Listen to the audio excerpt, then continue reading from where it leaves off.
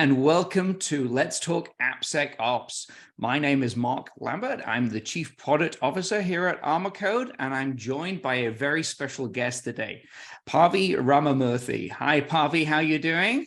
Very good. Good morning, Mark, and Happy New Year to you. Happy New Year. So Pavi is the Chief Information Security Officer at financial company Upstart, as well as a co-author and active member of the 𝗘𝗿𝗿𝗀 community. Pavi, welcome to the show.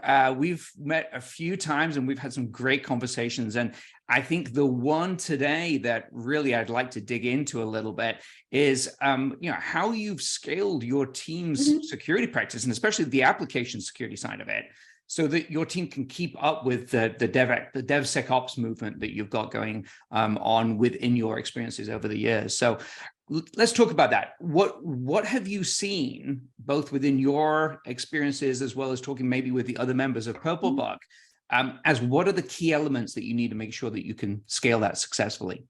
Yeah, first of all, thank you so much for having me here, Mark. Always a pleasure to talk with you and with members of the 𝗘𝗿𝗿𝗀 community and ArmorCode. So just a small introduction. So I've been with Upstart as their CISO for 3 years today, actually. So congratulations. Yeah, thank you. So when I joined the company was about 3 security professionals, and it's now grown to 20. So the entire company was about 300, and it's now grown to about 2,000, right? So just to put that in perspective, compared to my previous companies where various sizes, LinkedIn was about 10,000 plus when I was there, VMware even bigger, and then smaller companies. So, and the reason why I highlight this, it's important to take that into consideration. It's important to take what state the security program is at that company, what is important for the business, and how you would approach it. So the approach is going to be very different for different aspects of the company's life cycle, right? So for us, the AppSec program is comprised of a really, really small team. Literally, you can count them in like a few fingers. That's it. And what makes it successful or what makes it scalable is the thoughtful process that we have been able to put into it, which is a risk-based approach. So the way that it would work successfully, and again, it differs from CISO to CISO or security leader to security leader, is to approach it both ways, right? So you approach from a risk assessment point of view, and you say, hey, what risks do I have to the organization from an AppSec perspective? And that's typically done by your governance, risk, and compliance team. And then there are the security engineering folks who actually have feet on the ground, who are looking at their CICD pipelines. They're looking at the state of the software development lifecycle, and they know what the gaps are. And so they are trying to fix those gaps, right? So at some point, these two are going to meet in the middle, and they're going to reconcile risks to gaps to remediation programs. So that's the approach that I have taken in my companies that I've been part of the security team, which is we know we have to do a few things, and then let's at the same time do a risk assessment, and let's see where the risk acceptance, risk tolerance, and the program meets in the middle. For us, it's a combination of people. It's definitely technology, right? How we can invest in the lean stack for security AppSec tools, and then how we can finesse and fine-tune those. And then finally, how can we do a process that is efficient and that is seamless, that is consistent. And so we can get the leverage. We can actually leverage those technology and people to get the return on investment from the developers who are fixing those issues. So for us, AppSec has been what do we need? Static code, dynamic analyzers, pen tests, internal, external, looking at our infrastructure footprint, and then investing in technology, looking at people who can fine-tune these solutions, educating our developers, So it's a combination of shift left. It's a combination of putting the technology in. It's a combination of taking the guesswork out from the developer's point of view so that they can just, without any friction, without any loss of productivity, they can still get their job done.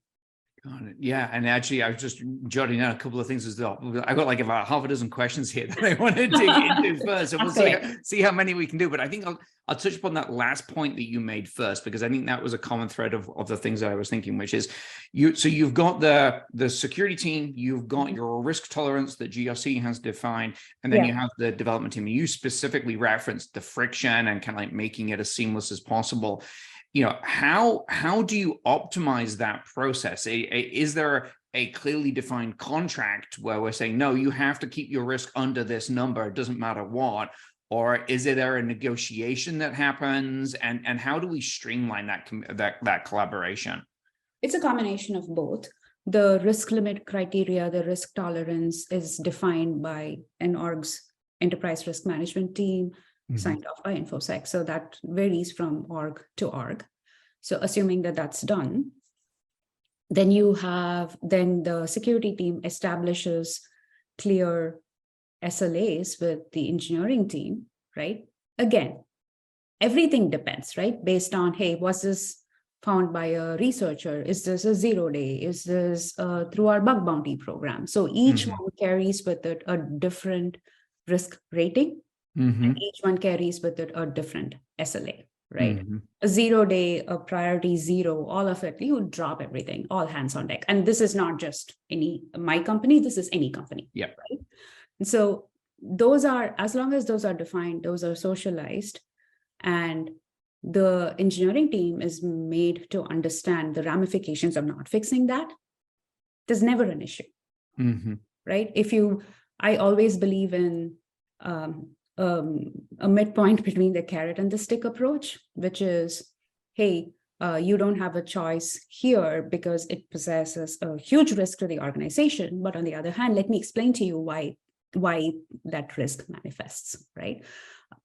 Then again, you also have to, compromise on business needs and what that fixing the security issue entails. It may completely break the product. It's not worth it. And it may take down the product for a few hours or a few days. Again, so understanding what the fix entails, talking to engineering, and then developing an exception and a risk exception process.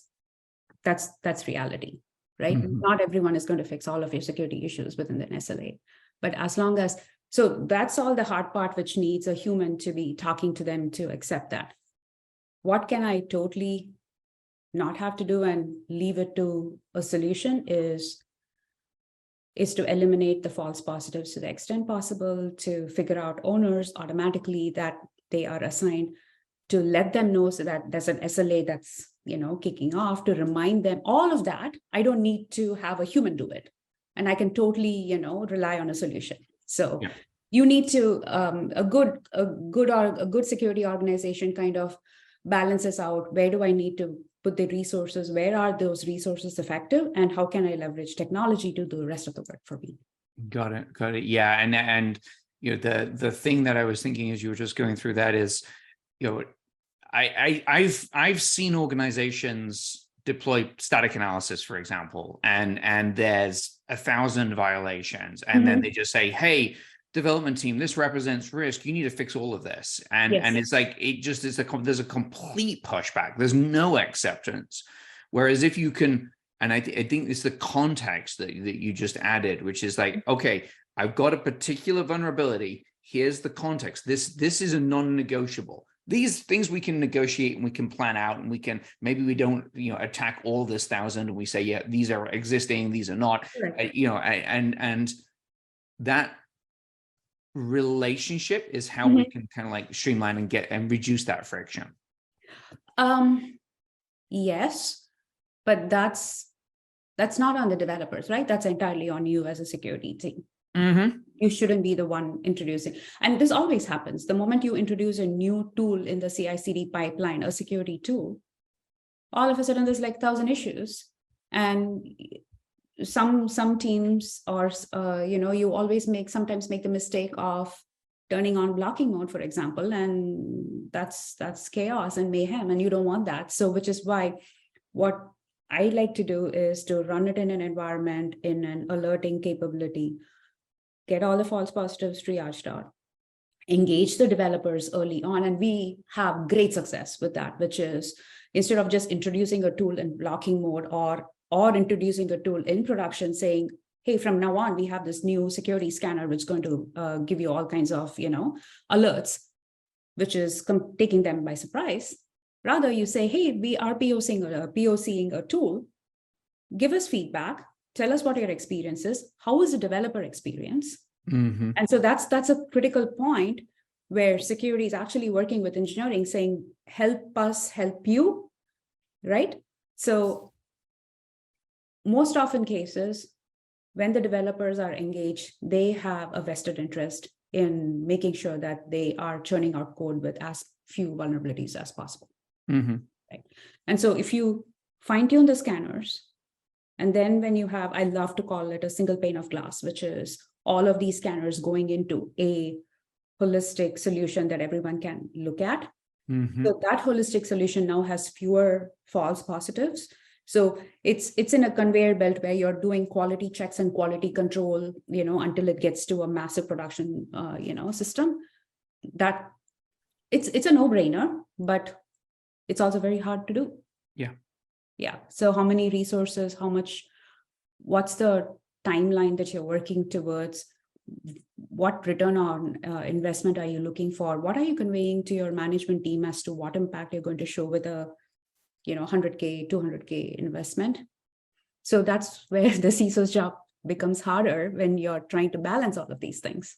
Yeah. Yeah. And I think I really liked your approach there of bringing in the tool as engaging with the development team early, but really POCing it to say, okay, that you're going to get a whole bunch of, vulnerabilities and findings from whatever tool you bring in, and kind of like managing the delivery of that information. One of the things that I often think about, and I want to get your opinion on this, is that if I've got a whole bunch of existing vulnerabilities, that debt is already there. So, to a certain extent, it's an existing risk. What I want to do is I want to say, look, I want to chip away at that, and I want to prioritize, and I want to triage that. But also what I want to do is to say the new vulnerabilities that have been discovered, I want that number to be increased. I want that number to be triaged with priority so that I'm not adding to the pile. Kind of what are your thoughts on that? Is that a strategy that you've leveraged before, or are you much more focused on you don't separate them out versus new existing debt versus new vulnerabilities? I'm just looking at it all as one big pile, so to speak. It's a combination. Existing security debt is a liability that every security team member, including the CISO, has to get ahead of. Mm-hmm. At the same time, if you have an unknown, or if you haven't covered a particular area and you know that it is likely high risk, mm-hmm. a good leader doesn't say, okay, let me just get the security debt going first. Let me get a good handle on it before I focus on the high risk area. So it's a balance, and you would have to document everything, of course. And you say that, okay, we're going to take a look at this uncovered or this scope that we haven't previously touched with a new tool that we haven't really employed.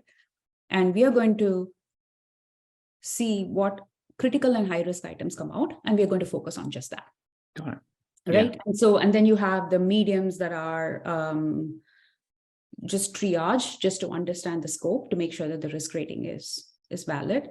Mm-hmm. But then you're also chipping away at that debt. But again, this is where I think ArmorCode neatly falls into place, which is regardless of whether it's a security debt or whether it's a new scanner, it all flows into this single platform. Yeah. With one big difference, which is the security debt. I would know that this particular vulnerability has been outstanding for 2 years, mm-hmm. right? Because ArmorCode or any bug management system, whatever system that we use, will tell you how long that issue has existed. And that's good enough to kind of say that, hey, first of all, you shouldn't have any critical high mediums in that state for a long period of time, unless you have an exception written out, unless you know that there is, libraries that are being deprecated and things like that. So every single thing, every single issue, in my opinion, should have a commentary on it to a certain level. And that depends on organization to organization, right? So if you're a lean security team, you can say that I'm going to have a commentary for critical and highs. I'll get to the mediums, but at least every critical and high is handled. Yeah. And in fact, actually, I was talking with one customer, and their policy was no tool provides a critical. Their criticals are done as part of the security team's triage, because a critical is, there's no negotiation on that. If something is escalated to a critical, it needs to be fixed within X number of days, depending upon the risk level of the application. No negotiation. So they've taken every tool and reorientated the severity level within ArmorCode. So that single pane of glass. That's exactly what it is, which is the tool's risk rating is subjective to the org's risk rating. So there is always a mapping that happens, which is, hey, that CVSS score, which is a 10, is it a 10? It may still be a 10, but what is the footprint for us? And is it still a critical? The moment you define whether it's an ArmorCode, whether it's a manual calculation, and then the org arrives at a risk score for that particular issue, then you have clearly, and you have a method of detection, right? This is a 0-day, this is externally reported, internally found. Then you automatically can apply those SLAs. You automatically apply ownership to that, and it becomes easy. And that's where ArmorCode as a platform, we are looking forward to automating most of it. So I don't need to spend time figuring out what SLA should be applied, who the repository owners are. And I can actually have my team focus on, let me explain the issue to you. What does risk tolerance look like here? What does a risk exception look like? Yeah. Kind of like focusing on the things that really require the gray matter, rather than kind of like the mundane. Yeah. Take the guesswork out. You don't have to do it. We don't have the cycles to do it. Yeah.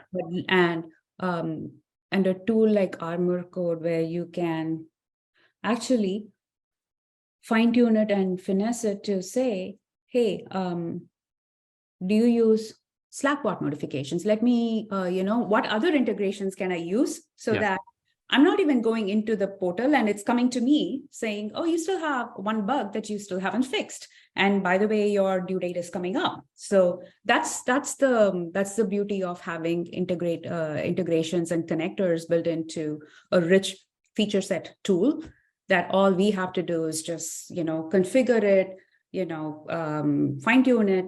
Yes, triage for false positives, and then just let it run. It's a nicely oiled conveyor belt. Yeah, and you've referenced this a couple of times, right? The single pane of glass view, which I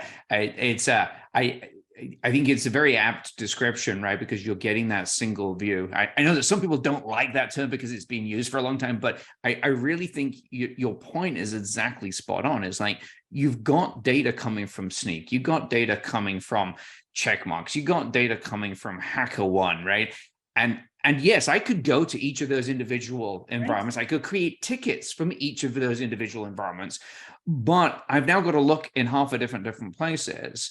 And what happens if I find something from HackerOne that's actually related to the same CVE that I've got from Snyk, and actually that's related to CWE that I'm finding from Checkmarx? How can I bring all of this together into one ticket and one management, so that the development team aren't chasing 5 tickets, and so you're taking that work off the developers of trying to cross correlate. You're putting it into the platform, which gives the security team the ability to quickly do that. And not 3 bugs out at the same time, right? So that's powerful.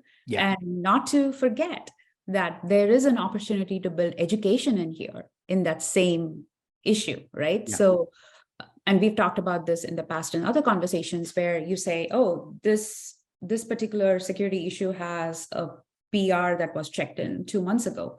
And then a related issue happens. And then now the developer has some kind of a knowledge base to refer to see how that is fixed. Eventually, you can take bits and pieces of the code fixes that have gone and turn it into a training program, because it's very code proprietary. It is very relevant to your org.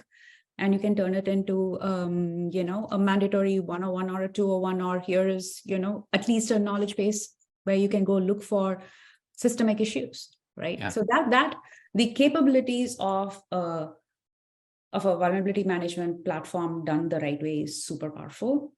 And I'm super excited about how many different ways we can leverage without the least amount of developer touch on it, and where everything comes to the developer, they're sitting at their desks. And they've got the information in the systems that they use. They stay in the systems that they use. The knowledge base that you talk about is a key element for me, because I think it's a lot of the time when we're talking security, we think in the bubble of security, but the developer, especially for AppSec, of course, has to remediate, and that developer might not be an expert in this particular context. So the knowledge base is one thing, and training is one thing.